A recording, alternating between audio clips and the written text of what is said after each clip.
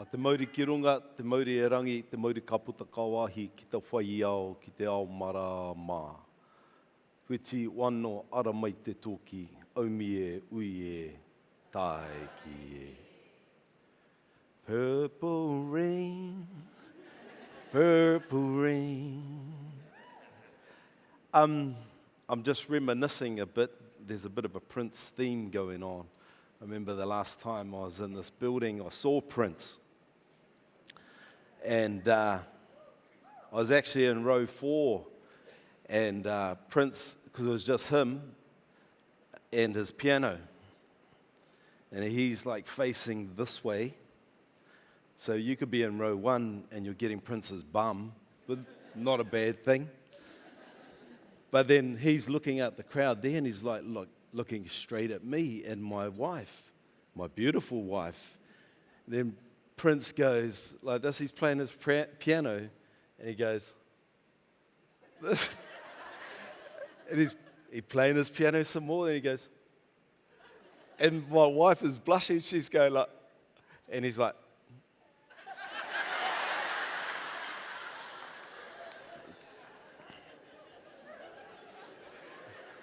true story. We're in the business of stories, and they're all true. Yeah, so here we are. Wānau, so that's the drop the H te tai auru in me. Wānau, feeds, and fame. I actually don't know why they got me up here, because, you know, I gave up acting about 15 years ago. Too broke, as you heard some of them say. So I decided to become an independent film producer. Yeah. Still broke.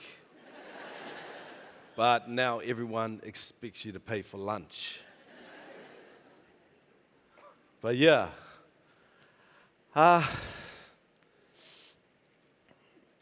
Good night?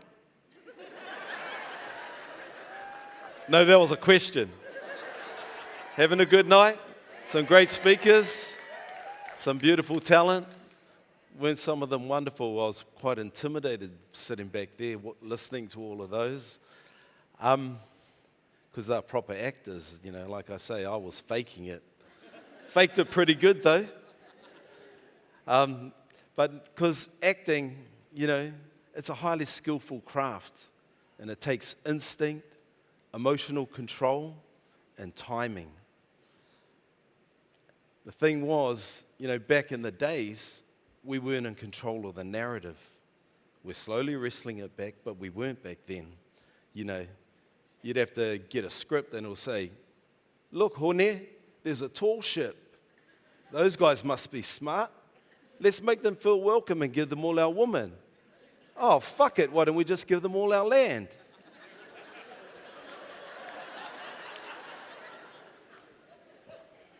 No, but we've been wrestling back the narrative, you know. And when we got our opportunity, we come up with better lines than that. We come up with lines like, come have a feed, boy. Nah. Or cook the man some eggs.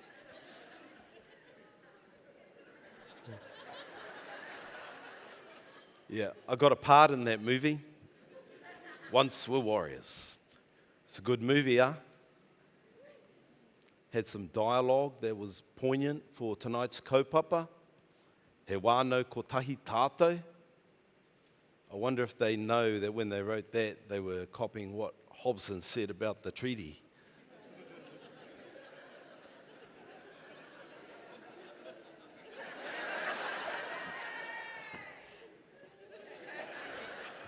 Now, it was a good movie, took the world by storm, launched a lot of careers. Te Moera, Lee, Cliff, Rena, you know, they even got famous, those guys.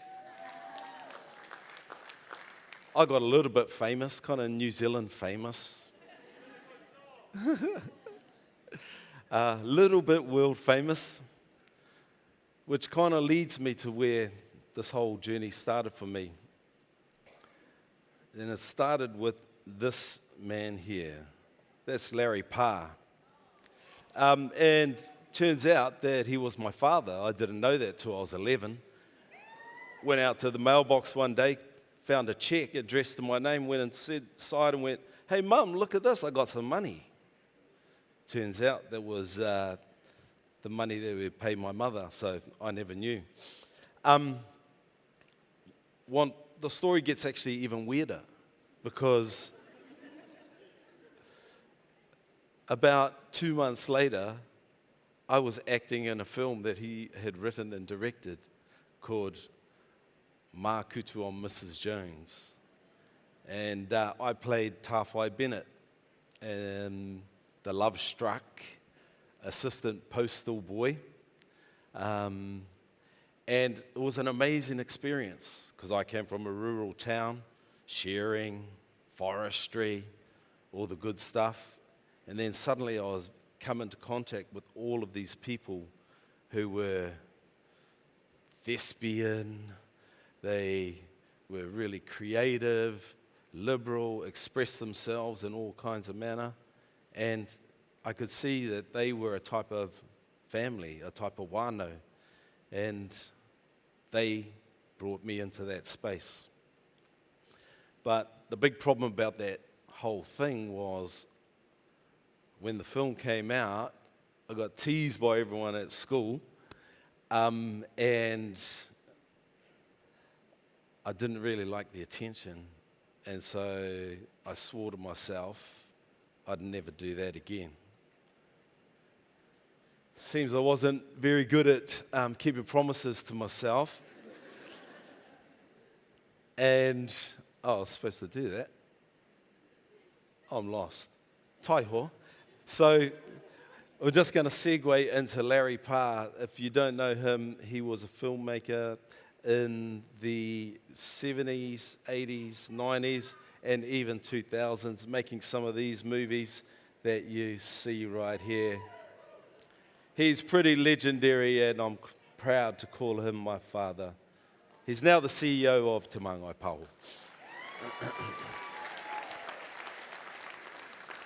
So where was I? I was talking about I was not very good at keeping promises, and so here I am. I became part of this wānau.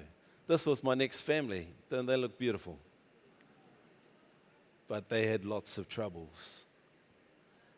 And like many of our wānau, around the motu, that were going through those kinds of things, it was a very, very powerful movie. But I got the good part in that movie, because I was kind of the eye candy in leather kind of guy.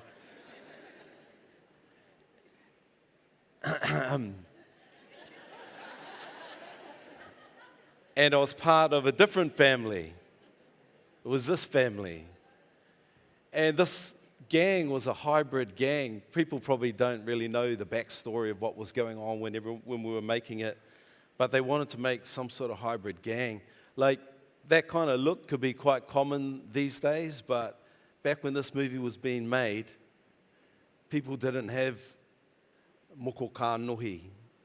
The moko revival was in its infancy, and now suddenly, in a motion picture, we had our culture, our taonga, on the big screen. And that led me to, so my promise to myself didn't work. Not only did it not work, it actually catapulted me, by being in Once for Warriors, catapulted me into a whole range of movies. And this one here is Broken English, another wānau movie. Two different types of wānau, cross-cultural love. And there's the character Eddie. After that, I moved on to The Matrix. And this is a crazy story, because I was just a bum in New York, living in New York. Sorry? Yeah. We're living in it.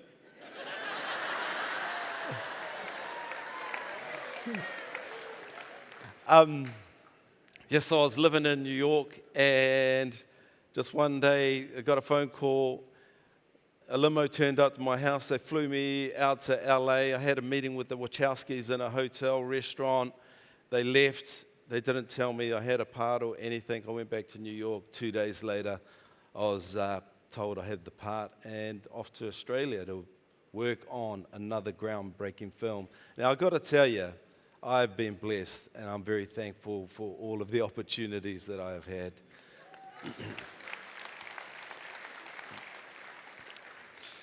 But part of what's inspired me is my whānau. That's my nan in the middle. Those are some of her daughters. There's my mum on the top left with the white dress and the flower in her hair. Yes!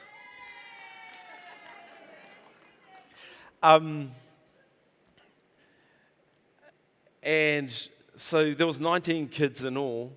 So we had a massive, massive family. And I just remember the gatherings and stuff that we had were epic, you know. And my koro had massive big gardens, so there was always heaps of kai, heaps of chooks. And one of my favorite things, though, was when the six-hand yucca started. Grey hospitable blanket on the table, tapuas. But 6 hands, 2 rows deep of audience watching the game. And, you know, the atmosphere was electric. The interplay and table talk was a next level lesson in subtext. What's going on, but what's not being said. I need to write that up someday. But through my whānau, I just had this idea of characters. There were so many characters in that space that I was always inspired by what I had around me. And very thankful and blessed for that. We weren't like a big rich whānau. There was just heaps of us and everybody got stuck in. So, taking all of that knowledge, I've started a company with my beautiful wife, Bex, who's here tonight somewhere. We're taking all that knowledge that we've learnt over the years. We're heading to London next week, where we're going to pitch some of our projects. And when we bring those projects home funded, we're going to need some actors.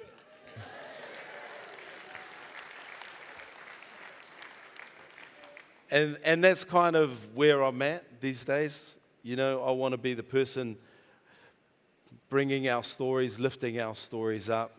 And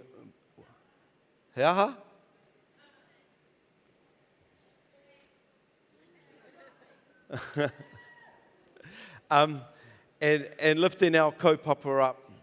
And, you know, giving actors opportunities. And we'll need to bring those actors into our whānau. We'll need to feed them.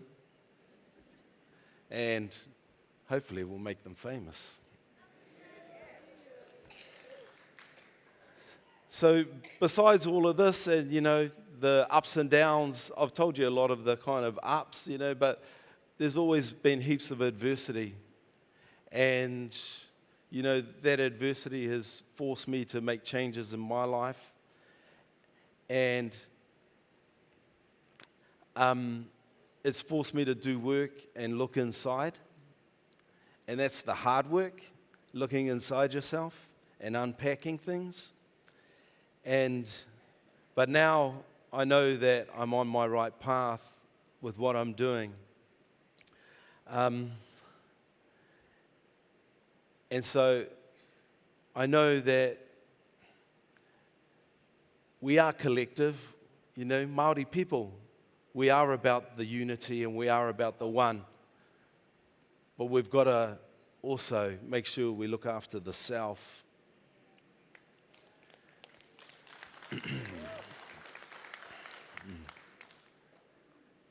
And if we understand who we are, then we can be better for our whānau who inspires us. If we execute on that understanding, we'll be able to provide plenty of feeds. If we do both of those things, at the very least, we'll be famous to those that we love.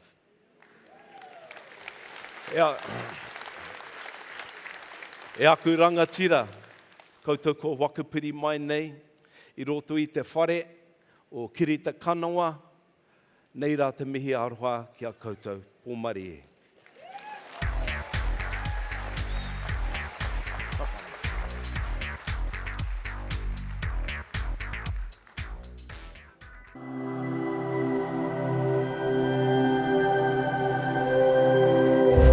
Ko te reo, te take.